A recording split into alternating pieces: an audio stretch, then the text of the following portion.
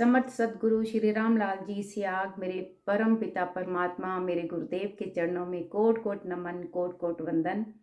मेरे दादा गुरुदेव श्री गंगाई नाथ जी के चरणों में कोट कोट नमन, कोट कोट वंदन। आप सभी दिव्य आत्माओं को गुरु पूर्णिमा की बहुत बहुत बधाई हो। ऐसे ही आज गुरु प्रेरणा से मन हुआ कि गुरु पूर्णिमा के लिए मैं अपने शब्दों के द्वारा कुछ आपके साथ साझा करूं। तो सबसे पहले तो मैंने एक पोस्ट की बात करूंगी कि आज एक पोस्ट आई जिस पर लिखा हुआ था गुरु प्लस पूर्ण प्लस माँ, गुरु पूर्णिमा। तो ये मुझे बहुत ही ज़्यादा प्यारा लगा ये पोस्ट कि इसमें जो बताया है इन छोटे से शब्दों में बहुत ही खूबसूरत तरीके से बताया है कि माँ ही पूर्ण गुरु है और गुरु ही पूर्ण माँ है। तो हमारा जब जन्म होता है तो गुरु हमें उसी वक्त परमात्मा उपलब्ध करा देते हैं। हमारे जन्म के वक्त ही हम गुरु वाले हो जाते हैं। तो गुरु हमारे जीवन में उसी वक्त आ जाता है माँ के रूप में, जो हमारी पहली पाठशाला माँ के चरणों से शुरू होती है। कैसे खाना है, चलना है, बोलना है और जीवन की बहुत सारी चीज़ें हम अपनी माँ से शुरुआत करते हैं सीखने की। और उसके बाद हमारे जैसे जैसे हमारी उम्र होती है तो हमारे साथ जीवन यात्रा में गुरु जुड़ते चले जाते हैं। जैसे कोई पढ़ाई के लिए, किसी गुण के लिए, किसी भी चीज़ के लिए, जैसे हमारा कोई फील्ड हो उसके लिए, कहीं से हम छोटी छोटी चीज़ें भी सीखते हैं तो हम गुरु के द्वारा सीखते चले जाते हैं। तो गुरुओं की हमारी पूरी जीवन में एक लंबी लिस्ट होती है जहाँ से हम एक माँ से शुरू करके गुरु सीखते रहते हैं। मगर हमारी सोल के लिए, हमारी आत्मा के लिए हमें एक गुरु की आवश्यकता होती है जो कि हमारी आध्यात्मिक उन्नति कर सके, आध्यात्मिक जीवन को ऊपर ले जा सके। तो ऐसा गुरु जीवन में होना बहुत ही ज़रूरी है। मेरे जीवन में मेरे समर्थ सदगुरु श्री रामलाल जी सियाग जब से आई, मेरा जीवन ही बदल गया। तो हर एक के जीवन में कोई ना कोई गुरु होता है, आपके जीवन में भी जरूर है। यदि नहीं है तो माँ तो सबसे बड़ा गुरु है ही है। तो ये जो इसमें लिखा था कि गुरु पूर्ण माँ, जो माँ है वो पूर्ण रूप से गुरु है। मगर जैसे माँ हमारा छोटा छोटा ख्याल रखती है, हमारी भूख पर, हमारे खाने पर, सोने पर, हमारा गीले हो गए हैं, हमें कुछ सीखना है, हम गिर गए हैं, हम रो रहे हैं, हम हंस रहे हैं, हमें क्या चाहिए, हमारी मूक भाषा को भी माँ समझती है और फिर हमारी तोतली भाषा को माँ समझती है। और बोलने से पहले ही माँ को सब कुछ पता है कि मुझे इसको क्या देना है। तो इसी तरह से कई बार हम रोते हैं, किसी चीज़ की जिद करते हैं, मगर माँ हमको वो नहीं देती। जैसे बच्चा रोता है तो माँ रो रहा है तो उसको दूध चाहिए, मगर माँ उसको दूध तब तक नहीं देती। उसको पता है कि दूध मैंने जो गर्म किया है वो बच्चे के लिए ठीक नहीं है, उसको ठंडा होना है। जब उसके मुताबिक हो जाएगा उसी वक्त उसको दूध दूंगी। माँ पुचकारती है दूसरे तरीके से, मगर दूध तभी देती है जब वो बच्चे के पीने लायक हो जाता है। तो इसी तरह से हमारे जीवन में जब गुरु होते हैं, हमारी बहुत सारी डिमांड्स होती हैं, हम बहुत कुछ मांगते हैं। हम संसारी हैं, हम घरेलू हैं, गृहस्थी वाले हैं, परिवार वाले हैं और जीवन जीने के लिए बहुत सारी चीज़ों की ज़रूरत होती है। तो हम मांगते रहते हैं। तो हमारी डिमांड के मुताबिक हमें गुरु, जब जिस चीज़ की सही वक्त होता है, हमें उस वक्त वो गुरुजी हमें वो चीज़ देते हैं। हमें वो सब कुछ मिलता है जो हम चाहते हैं, मगर जो हमारे लिए सही है। दूध गर्म है तो गुरुजी, जैसे कि वो चीज़ हमारे लिए सही नहीं है, माँ नहीं देती, उस तरह से गुरुजी भी हमें नहीं देते। तो हमें हर वक्त गुरु के लिए समर्पित रहना चाहिए। और एक बहुत ही प्यारी पोस्ट है जो कि मैं आपके साथ अभी ज़रूर शेयर करूँगी। मैंने एक पोस्ट पढ़ा, उसमें एक भक्त थे तो उनकी बहुत करुण पुकार के बाद गुरु और परमात्मा दोनों ही उनके दरवाजे पर आए। तो दरवाज़ा खोलते ही जब उसने उन दोनों को देखा तो उसको लगा कि अरे ये दोनों आ गए तो मैं किसको नमन करूं। तो उन्होंने सबसे पहले गुरु के चरणों में नमन किया। तो जैसे ही उन्हें गुरु के चरणों में नमन किया तो गुरु जी ने कहा कि नहीं नहीं, आप पहले भगवान के चरणों में नमन करो।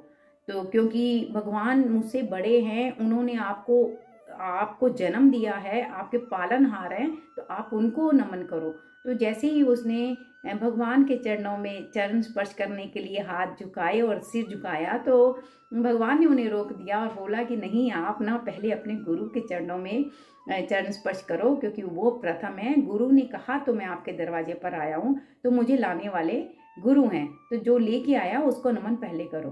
तो वो भक्त जो है वो गुरु के चरणों में आ गया, तो गुरु को चरण स्पर्श करने के लिए गुरु के लिए जैसे ही झुका, तो गुरु ने फिर उन्हें रोक दिया। कहते हैं नहीं नहीं, आप पहले भगवान के चरणों में करो, क्योंकि जो कुछ भी सृष्टि में चल रहा है वो भगवान की कृपा से चल रहा है। आपका जीवन है, जो भी आप जीवन में प्राप्त करते हैं, सुख है, श्वासें हैं, जो भी है, ये सब भगवान का दिया हुआ है। तो उनके शुक्राने के रूप में आप उनको नमन करें।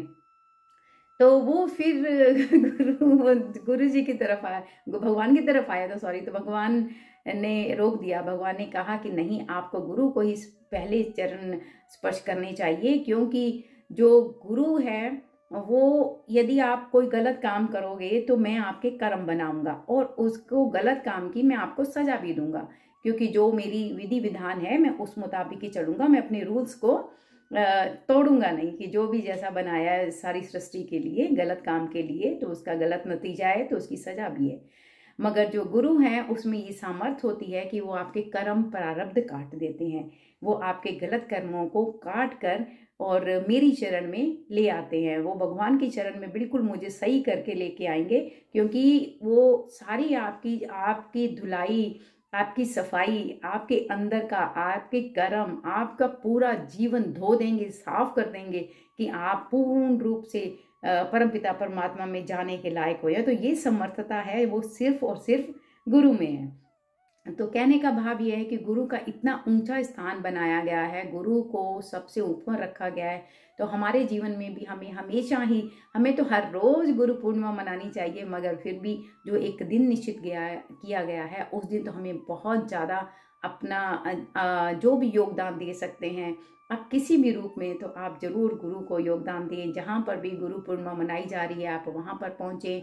आप अपने आसपास स्कूल में चले जाएं, बच्चों को कुछ बांट दें, और किसी को खाना खिला दें, कुछ भी अच्छा काम करें, जो भी जिससे हमारे अच्छे कर्म बने। अपने गुरु को समर्पित रहें, अपनी जिनकी माँ है उनको चरण स्पर्श करें, और उनसे आशीर्वाद जरूर, ढेरों आशीर्वाद लें कि माँ, आपने मुझे इस लायक किया कि आज मैं जीवन में जहाँ भी पहुँचा हूँ वो आप ही के कारण पहुँचा हूँ, आपकी शिक्षा के कारण पहुँचा हूँ। और जिनकी माँ नहीं है वो हाथ जोड़कर, आंखें बंद कर अपनी माँ को याद करें। और माँ तो हमेशा ही अपने पास है, कभी भी जब तक हमारा जीवन है माँ हमसे दूर नहीं जाती, चाहे वो शरीर रूप से जाती है, मगर ये ऐसा एक तंत्र बना हुआ है प्रभु की कृपा से कि माँ हमारे जीवन में सारी उम्र, हमारे अंतिम श्वास तक हमारे साथ रहती है, दृश्य और अदृश्य रूप में। तो मुझे ये बहुत अच्छा लगा कि आज मैं आपसे कोई बात जरूर साझा करूं। तो गुरु पूर्णिमा के उपलक्ष्य में ये मेरे चंद जो शब्द हैं आप सबको समर्पित हैं। और देखो, आज मैंने यहाँ पर एक टीका लगाया हुआ है, क्योंकि मार्च में हमें गुरु की कृपा से द्वारकाधीश जाने का मौका मिला। तो द्वारकाधीश में बहुत ही आनंद से दर्शन किए, और बड़ी बात है वहाँ पर एक शॉपकीपर ने ये जो चंदन का टीका है ये हमें ऐसे ही फ्री में दिया, हो बोला कि इसे आप ले जाओ, ये बहुत अच्छा है। तो हमने कहा भी ऐसे कैसे, मतलब मुफ्त में हमें दे रहे हो, तो उन्होंने दे दिया। तो उस टीके को आज मैंने पहली बार लगाया। आप यकीन जानिए, इतनी ज़्यादा सुगंध है इस टीके की, और इतना ठंडा लग रहा था मेरे माथे पर चंदन का टीका, और इतनी अच्छी सुगंध है कि मतलब मुझे अपने आप में आज बहुत प्यारा सा लग रहा है। तो मैंने ये टीका वैसे अपने गुरु को समर्पित किया था, और कहा, क्योंकि मेरे गुरु जी हमेशा कहते हैं कि आज्ञा चक्र पर आप मुझे देखो। तो मैंने कहा, गुरु जी आप आज्ञा चक्र पर विराजमान हो जाएं। तो इतनी खुशबू आ रही है, मैं बहुत खुश हूँ, मुझे बहुत अच्छा लगा। क्योंकि आप कभी भी, कैसे भी, किसी भी रूप में गुरु को प्यार कर सकते हैं। गुरु बहुत प्यारे होते हैं, बहुत ही प्यारे होते हैं। मुझे आज इतनी भावुक हो रही हूँ, इतना अच्छा लग रहा है कि मैं आपको बता नहीं सकती। यदि आप तक मेरी वीडियो पहुँचती है तो बहुत बहुत शुक्राना। ये भी गुरु की इच्छा होगी, जिन तक पहुँचेगी वो ही लोग इस वीडियो को देखेंगे, क्योंकि हर काम उसकी, मेरे परमपिता परमात्मा, सिर्फ और सिर्फ उनकी इच्छा से ही हो रहा है।